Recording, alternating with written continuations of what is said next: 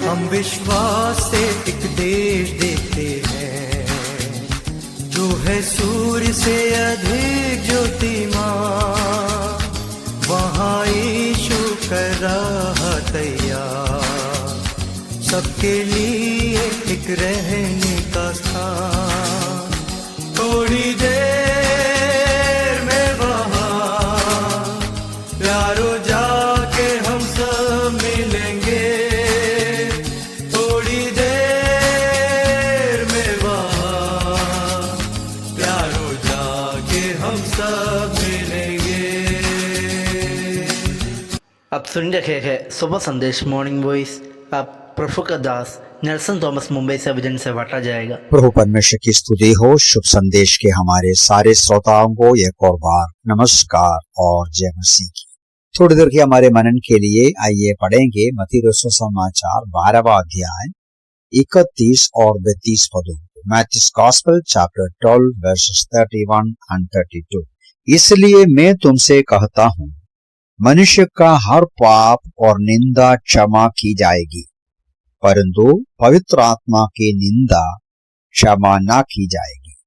और जो कोई मनुष्य के पुत्र के विरोध में कोई बात कहेगा, उसका यह अपराध क्षमा किया जाएगा, परंतु जो कोई पवित्र आत्मा के विरोध में कुछ बोलेगा, उसका यह अपराध ना तो इस युग और न आने वाले युग में क्षमा किया जाएगा।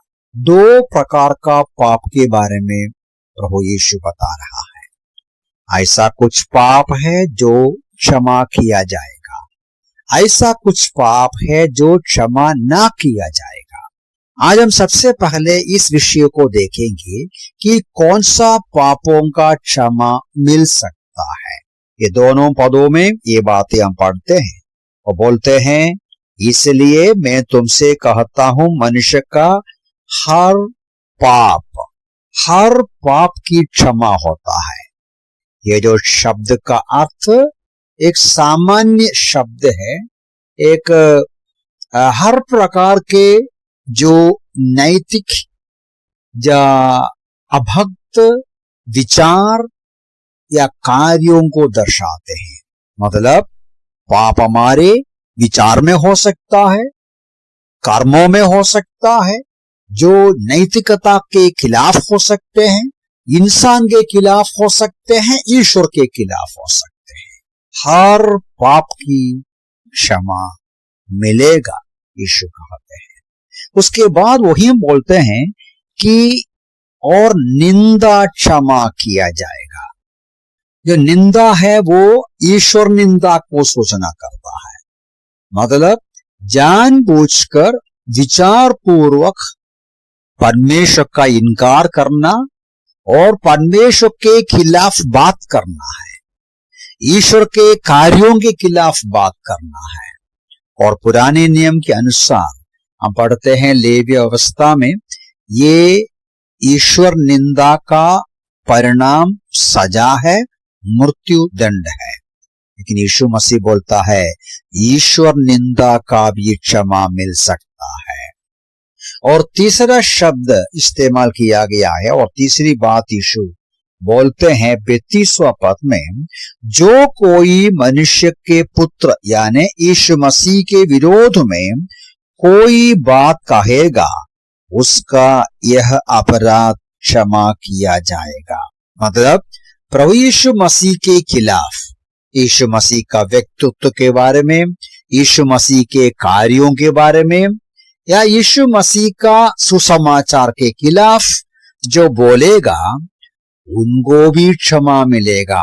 तीनों पाप के बारे में प्रभु यीशु मसीह कहते हैं, हर पाप, हर निंदा और मनुष्य के पुत्र यानी यीशु मसीह के खिलाफ कुछ भी बोला है, उनके खिलाफ कुछ भी प्रकार का काम किया है, ये सारे पापों का, तीनों प्रकार के बुराई का क्षमा मिलेगा।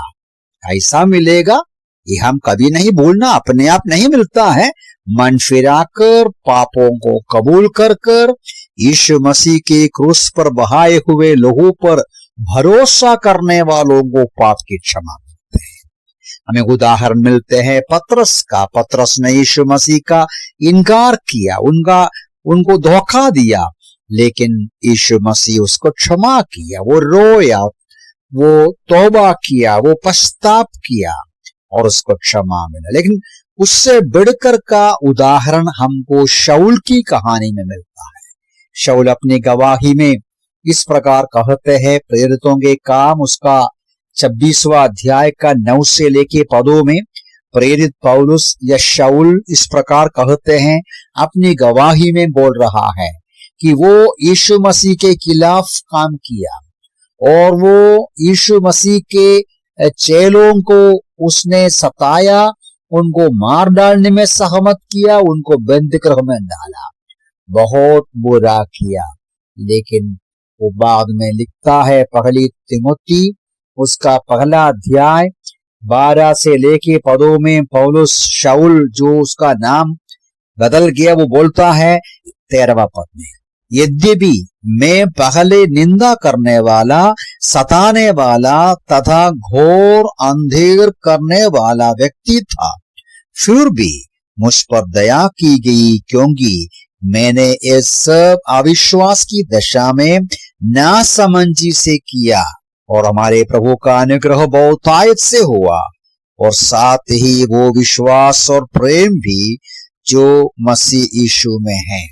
तो प्रेरित पौलुस अपनी कहानी को याद दिलाकर बताते हैं, मैंने बहुत गुनाह किया, अनजाने में किया, प्रभु ने बड़ी दया करके क्षमा की। तो पतरस और शाऊल की कहानी केवल नहीं, पिछले सदियों में सैकड़ों विश्वासी की गवाही ये है कि हमारा पाप इतना भयंकर था, प्रभु ने क्षमा किया। आज भी ये सच है, कोई भी पाप, कोई भी निंदा, कोई भी बुरी बातें क्षमा मिल सकता है।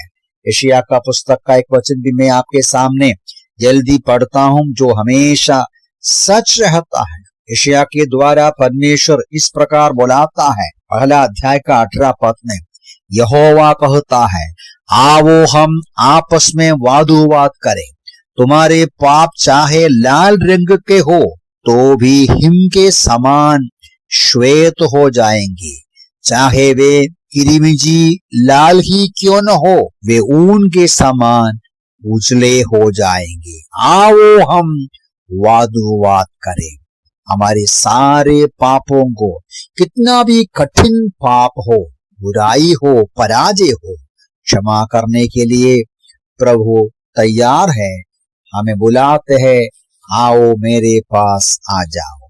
यूहन्ना अपनी पत्र में लिखते हैं, पहला यूहन्ना पहला अध्याय का 7वां पद का अंतिम भाग में कहते हैं कि उसके पुत्र यीशु का लहू हमें सब पापों से शुद्ध करता है। और 9वां पद में, यदि हम अपने पापों को मान ले तो वो हमारे पापों को क्षमा करने और हमें सब अधर्म से शुद्ध करने में विश्वास योग्य और धर्मी है। ये कितना सौभाग्य है कि मनुष्य जातियों को परमेश्वर का वचन कहता है, कोई भी पाप, कोई भी निंदा, कोई भी बुरी बातचीत जो यीशु मसीह के खिलाफ किया, सुसमाचार के खिलाफ किया, क्षमा मिल सकता है आज। लेकिन नीचे कहता है, ऐसा कुछ पाप है जिसका क्षमा नहीं मिलेगा, वो हम बाद में विचार करेंगे। आज हमें करना यह है, आज ही अभी ही हमारे पापों को कबूल करे, मन फिराए, विश्वास करे, उद्धारकर्ता प्रभु यीशु मसीह को पुकार कर पापों की क्षमा के लिए, आत्मा का उद्धार के लिए विनती करे और मांगे। प्रभु इन वचनों से हमें सहायता करे। प्रभु के नाम